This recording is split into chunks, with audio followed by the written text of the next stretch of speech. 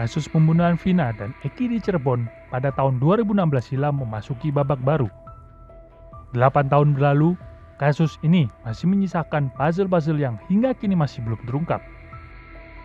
3 pelaku masih berstatus buron dan belum berhasil ditangkap. Bareskrim Polri ikut turun tangan dengan memberikan petunjuk serta arahan demi tuntasnya kasus yang terjadi sejak 2016 lalu. Ibtu Rudiana yang merupakan ayah kandung Eki juga turut angkat bicara terkait kasus ini.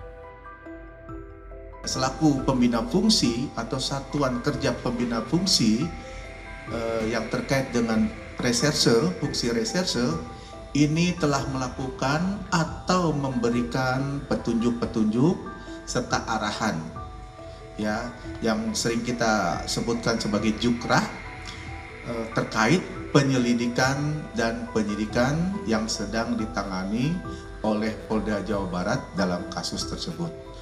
Jadi sekali lagi kami menyampaikan bahwa perkara tersebut masih ditangani oleh Polda Jawa Barat. Saya sudah berkoordinasi tadi dengan Kabid Humas Polda Jawa Barat. Ya, apabila nanti kita sama-sama mengecek, apabila DPO-nya sudah diterima juga di Polda Metro Jaya, tentunya seperti yang saya sampaikan, pada prinsipnya Polda Metro Jaya siap membantu. Saya adalah orang tua kandung dari almarhum Muhammad Rizky Rudiana atau Eki. Saya mohon kepada seluruh warga negara Indonesia agar jangan membuat kami lebih sakit. Eki adalah anak kandung kami yang mana menjadi korban daripada kelompok-kelompok yang kejam. Saya tidak diam.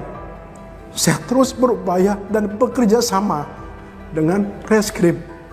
Terbukti beberapa kita kami amankan dan sisanya sedang kami perjuangkan untuk dilakukan pengungkapan.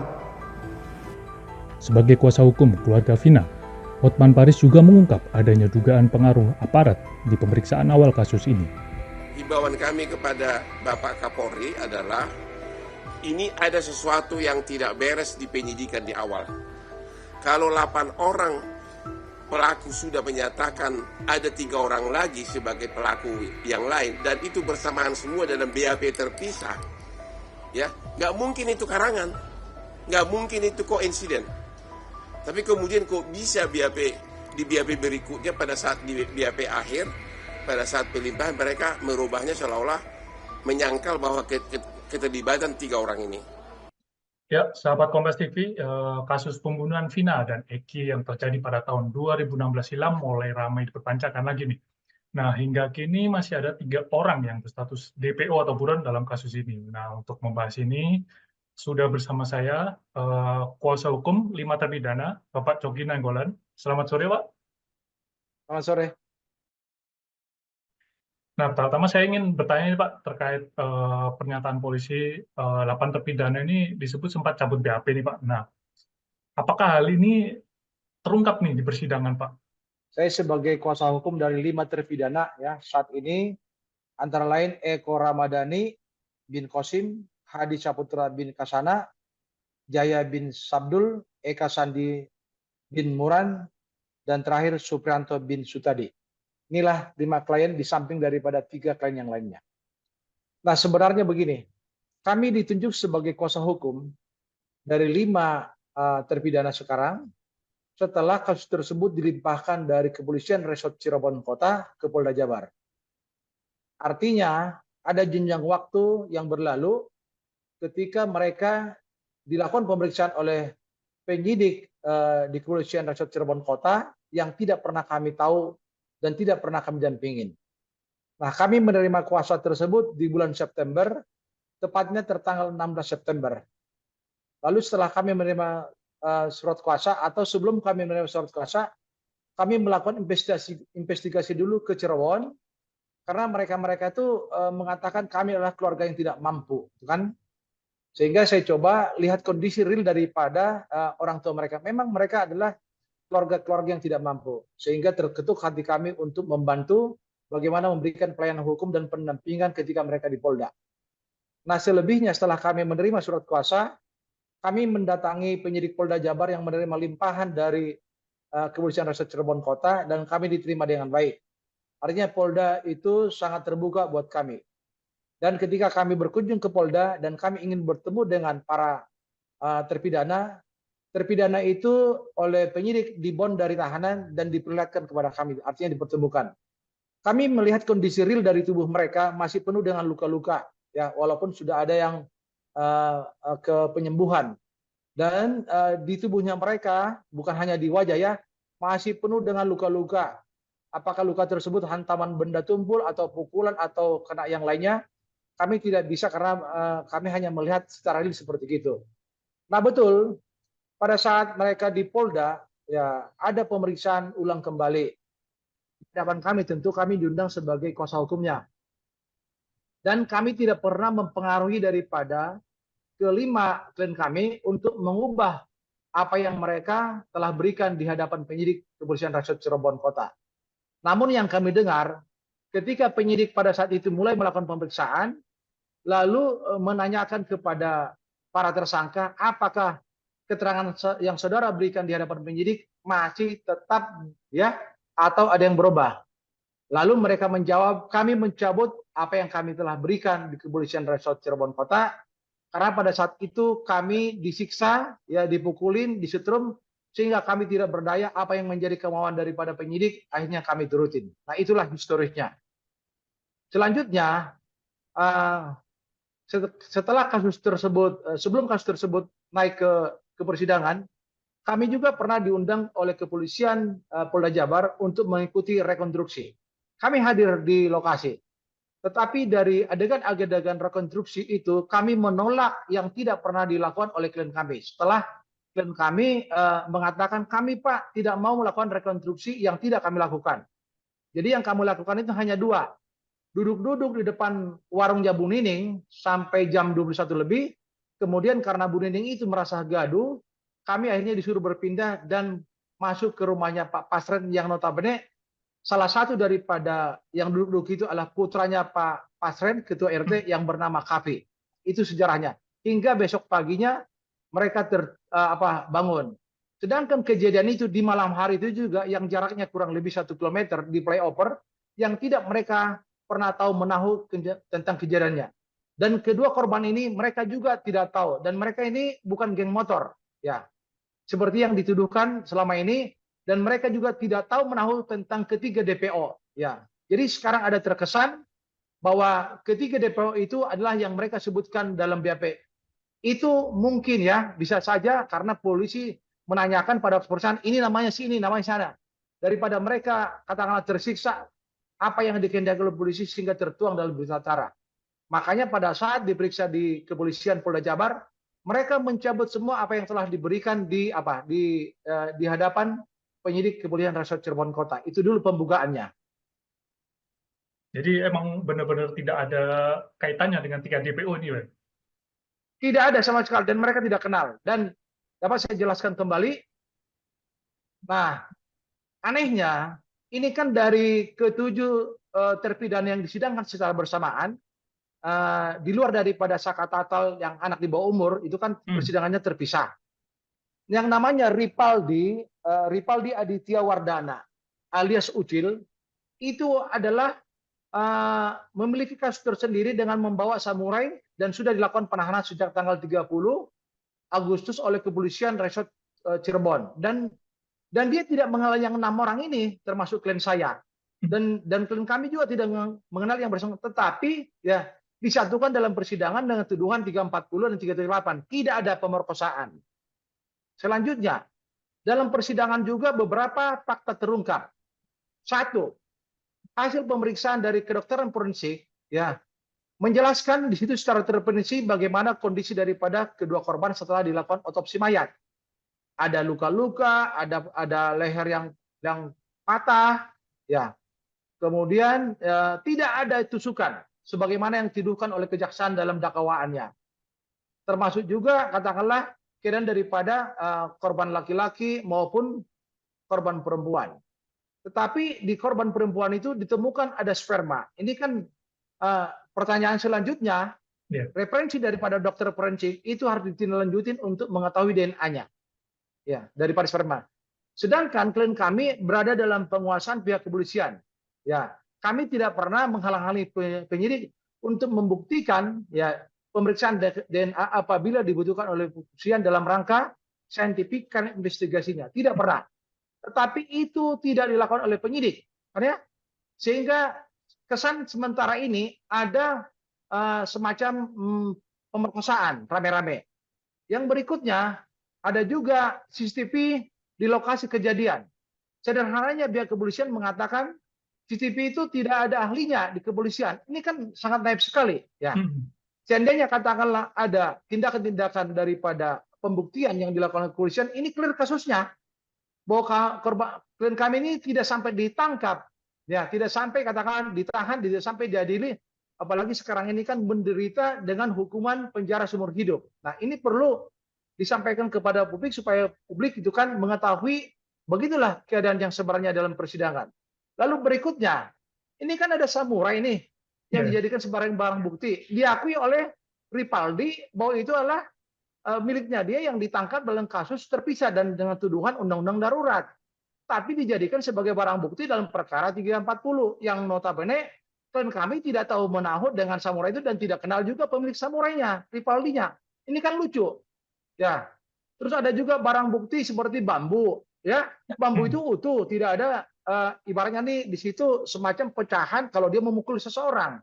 Ada juga batu, batu itu juga utuh. Bila mana katakanlah kedua benda ini digunakan, gitu kan ya? Ini kan pasti ada gesekan-gesekan pukulan yang dirasakan oleh manusia dan berimbas kepada bambu maupun batu, kan ya? Lalu dalam dakwaan jaksa ada tusukan. Sementara dari hasil pemeriksaan otopsi dari kedokteran forensik tidak ada tusukan. Ini artinya jaksa di sini tidak melihat secara utuh apa yang menjadi hasil daripada kedokteran forensik. Harusnya jaksa kan di dalam meneliti berkas perkara dia harus mengeluarkan P19. Ini sperma kenapa nggak diuji? Ini CCTV kenapa nggak dilakukan pemeriksaan? Seandainya jaksa pada saat itu jeli melihat berkas perkara tersebut kan, ini perkaranya tidak akan pernah maju. Nah, sedangkan klien kami tidak tahu menahu TKP yang di flyover. Karena malam itu mereka hanya duduk-duduk di depan rumah Ibu Nining, dan itu juga Ibu Niningnya sayangnya tidak pernah diminta keterangannya. Tidak pernah diminta keterangannya. Dan termasuk juga mereka berpindah ke depannya rumah rumahnya Pak RT itu, di sekeliling itu kan ada manusia, ada rumah-rumah karena itu kan di gang ya. Tidak pernah juga diminta keterangan daripada masyarakat yang depannya, yang sampingnya, benar nggak di sini ada manusia. Sedangkan kami melakukan investigasi mengatakan bahwa malam itu ada di sini anak-anak muda yang masuk ke rumah itu. Ya, tapi mereka karena ketakutan banyak intimidasi daripada oknum-oknum ya, saya katakan. Nah, akhirnya mereka tidak berani memberikan keterangan ya kepada pihak kepolisian. Dan ini memang menyangkut masalah psikologis masyarakat.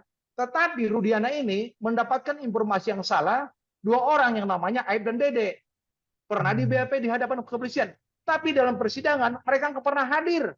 Walaupun kami sudah meminta secara tegas kepada hakim, agar hakim memerintahkan kepada jaksa untuk menghadirkan mereka.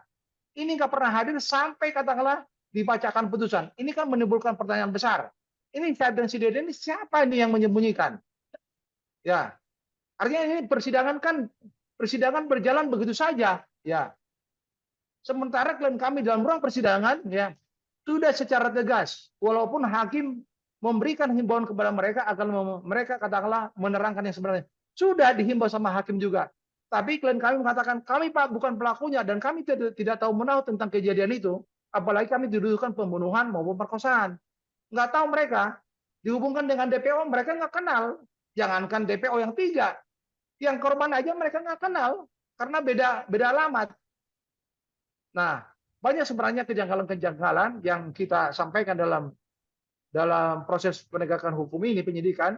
Tapi apa daya kami gitu kan, walaupun orang tua korban pada awalnya sudah melakukan satu action melaporkan tindakan-tindakan dari penyidik kepolisian Resort Cirebon Kota, termasuk juga tim lawyer dari Cirebon sudah mengirimkan surat ke berbagai lembaga negara, ke Komnas HAM, ke Komisi Yudisial, tapi gayung tidak bersambut. Nah, sekarang kami berterima kasih dengan adanya film Vina ini diangkat ke layar mungkin production house kan, yang lebar. Ini menjadi viral. Walaupun sebenarnya batin kami selama ini, kapan Tuhan membuka gitu kan, ya borok ini untuk katakanlah dijernihkan klien kami dan mendapatkan katakanlah keadilan. Nah, memang betul banyak juga pendapat kenapa Pak nggak dilakukan upaya apa? Upaya PK. Jangankan PK, ketika hasil putusan banding aja, kami sebagai lawyernya di Bandung tidak dapat salinan dari pengadilan negeri, ya, tidak dapat salinannya.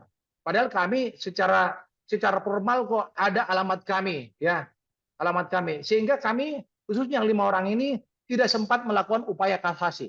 Sedangkan yang 3 orang itu melakukan upaya kasasi. Ini ada apa di balik daripada semua itu? Tapi tanpa mengurangi atau menjustis lembaga-lembaga negara ya sebagai birokrasi di mana mereka tempat bekerja gitu. Jadi kira-kira langkah ke depannya ini agak susah gitu Pak, apa PK dan lain-lain. Begini ya, kami meminta kepada pimpinan Polri dengan segala hormat dan kerendahan hati kami, ya mewakili daripada klien kami, ya maupun keluarganya, agar Kapolri membuka mata hati keadilan, ya terhadap kasus ini, ya jangan seolah-olah melihat ada putusan yang sudah ingkrah dan itu selesai semua permasalahan dan kami mengarang-arang. Demi Tuhan, demi Allah Rasulullah, ya saya katakan, ya saya sebagai pengacara yang profesional dan sebagai seorang dosen juga. Tidak ada niat menjelekkan lembaga negara seperti kepolisian. Tapi kepolisian juga harus melihat ada bawahannya, ada personilnya, ada penyidiknya yang tidak menjalankan penyidikan secara benar. Harusnya penyidikan itu kan due process of law, ya. Artinya penyidikan itu harus berkeadilan tanpa memandang bulu posisimu sebagai tersangka atau saksi. Nah, kenapa itu tidak dijalankan? Kenapa arogansi daripada Rudiana yang seolah-olah sekarang ini kan merasa mengalami kesedihan penderitaan karena anaknya meninggal. Tapi terlepas daripada itu, klien kami juga kan sekarang terpidana seumur hidup, kan? Apa tidak pernah dipikirkan dia dengan dia melakukan penangkapan semena-mena, ya di luar daripada job description-nya, di luar daripada tugasnya dia menangkap lalu dibawa ke unit narkoba, tidak diserahkan ke unit reskrim, tidak diserahkan. Tapi mereka bawa ke unit narkoba dengan anak buahnya dipukulin di sana. Dan fakta yang sekarang ya terungkap melalui argumentasi daripada Sepakat Tatal yang sudah keluar terlebih dahulu, ya dia jelas kok, ya walaupun saya katakanlah bukan pembelanya, dia sudah memberikan statement yang real kan di berbagai media bahwa dia adalah korban daripada rekayasa hukum dari penyidik Polres Cirebon Kota. Itu menjadi catatan buat pimpinan Polri, jangan hanya melihat katakanlah ini kan sudah ingkrah, kenapa harus kita utak-atik lagi? Bukan demikian. Karena hak manusia itu hak hidupnya, termasuk hak lainnya juga harus diperjuangkan jika ada prosedural penegakan hukum yang tidak benar. Nah, saya berharap demikian. Jadi kalau urusan PK, kami meminta kepada pimpinan Polri dilakukan kajian secara komprehensif terhadap kasus ini dengan membentuk tim yang independen supaya nanti semua transparan dan melibatkan kami juga sebagai kuasa hukumnya dan semua mungkin yang peduli terhadap keadilan supaya nanti pimpinan Polri melihat ini secara real. Oh ternyata. Nah, dengan adanya pernyataan dari pimpinan Polri bahwa ternyata itu laka lantas tunggal, gitu kan ya. Terus kemudian penyidikannya tidak prosedural, ada pihak lain yang melakukan, ya. Kami diberikan semacam penjelasan secara tertulis dan itulah salah satu dasar kami untuk melakukan PK supaya Mahkamah Agung bisa melihat ada katakanlah tindakan-tindakan yang tidak benar dan merugikan daripada klien kami. Kira-kira begitu. Baik, Pak Jogi. Ya, terima kasih atas waktunya gabung bersama Kompas TV, Pak Jogi. Nah, ini tadi, terima kasih. Ya, tadi Pak Jogi Nainggolan sebagai kuasa hukum 5 terpidana kasus Vina. Selamat sore. Salam keadilan. Selamat sore.